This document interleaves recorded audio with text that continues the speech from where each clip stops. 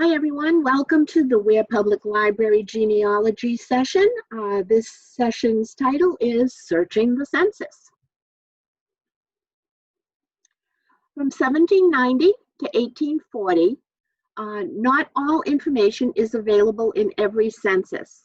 In this range of date, only the head of household is listed by the name.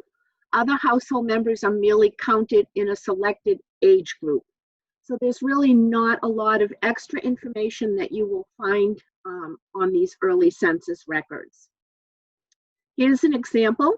If you looked for Abner Hale in the 1790 census, this is one would return for information here. You can see it's just the head of house is listed, other free white persons, other females in the household, and a general number of people in the household, but not a lot of extra information. You can view a blank form of this census, and also you can go in to view the actual census record. And when you view the actual record, this is what it would look like. Also, be aware that you can scroll over here where the blue arrow is and the slide bar. You can make this larger so you can see the actual writing. When you do that, this is what you will see, and the person we were hunting for here is Abner Hale. And you can see the number of people listed in the household, and it would be 5. And do be aware when you're looking at any kind of handwritten records, the ones here look like 7s that we use nowadays. So you do have to take into consideration people's handwritings when you're reading these, whether it's the name, numbers, dates. Be aware that people's handwriting could be a little bit different. And look back through some of the other names or numbers. If you're having a question on what that actually might say, you might get a clue if you look back to the earlier names on the page. This is the 1830 census record. And again, they're just totaling people in the household. There's no extra information here. It is nice to view the blank form. The blank 1830 census form looks like this. So you could take a close-up look of this and see exactly what was being counted. It is more helpful in the later census when you have a lot more information that is being recorded. But again, this is the 1830 census form, and this is the blank form, what it would look like. And when the census taker would come, they would have this form with them and they would fill in the appropriate information. Here is what the actual census form looks like, filled out. And you'll see the person we were looking for is down here next to the blue arrow, and just hash marks next to any of the columns that applied to that person. But no names, no other names were listed, only the head of household. Now after 1840, so from the 1850 to the 1940 census, you get a lot more information. This can be really, really helpful in your searching. The name, their age, their state or their country of birth, their parents' birthplace. So if you have immigrants in your family and you might want to know what country they were born in, that will be listed in some of these census after 1840. The year they immigrated, the street address, the marital status, in how many years they were married. So another clue, if you were having troubles finding a marriage year, this might help you go back to the approximate year and start searching in the approximate year. Their occupation, the value of their home and personal belongings. And if they grew crops, they would put it into the agricultural schedule. The 1890 census was almost completely destroyed by fire. Only fragments of that census remain. So there is a gap in your searching if you have a lot of ancestors in that time frame. The 1890 census has very, very few pieces of it that remain. This is a photo of the damage that was caused to the records, courtesy of the National Archives. You can see that the damage was quite extensive. This is the 1870 census, and you can see how much more information here is available. Again, I just put the name Hale in, and this time I chose Lizzie. You can see her age is listed here, her approximate birth year, the birthplace. She was born in New Hampshire. At number 340. It doesn't have the street address here, but we'll take a closer look and see if it lists it on the next page. And it was in Peterborough. She lived in Peterborough in 1870. The gender, the post office, her occupation. So Lizzie was a teacher. This is some really valuable information in some of these later census records. Her personal estate value was $200. And here it says inferred children. You'll see a Minnie Hale. Because Minnie is 17 years old and living here with Lizzie, she may or may not be a child of Lizzie's. You would have to do some more research to prove that she was indeed Lizzie's child. You would have to do your search for her birth and see who the parents were, etc. I mean, it's possible she could be a niece, she could be another relative with the same last name.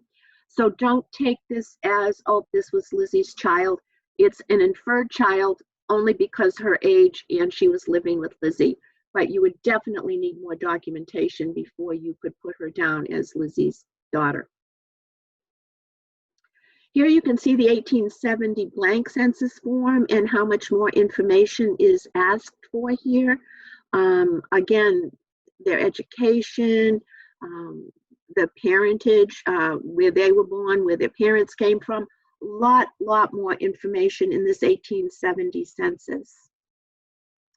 And again, if you do your slide bar and enlarge your screen, you can see this up close and actually read some of the lettering and their ages and stuff a little easier. Lizzie was born in New Hampshire, but now this Winnie was born in Georgia. Makes me a little suspect that it's a child of Lizzie's, but again, you would have to do your research to see. The 1940 census asked for a lot of information. I listed some of them here, but again, valuable information for any genealogist doing research. Definitely a worthy census to look at if you're trying to find any type of relatives anywhere near that time frame. It would definitely be a worthy search. This is what the actual census form, it was actually 2 pages of information in 1940. And again, the census taker would have to go door to door and fill in all of these slots here for information about the household and each member in the household. Here's a 1940 census record for an Edwin Hale, and you can see all the information listed here. Definitely worthy to see, you know, what their occupation was, were they married, is it the first marriage? Invaluable information to put the pieces together for your research. Here, a little up close snapshot of that very same record. You can see that Olive lived with Edwin here. That was his wife. So now you have his wife's name if you didn't have it before. You have her age as well as his age. You have where they were born. They were both born in New Hampshire. You have more information as you scroll to the right. I couldn't get a whole screenshot of this, but it looks like that Edwin was listed as a foreman. So their job information and all of those other categories that we saw on that first page are all here on the sheet. And don't forget to use your slide bar on the bottom or on the side to go back and forth in that record.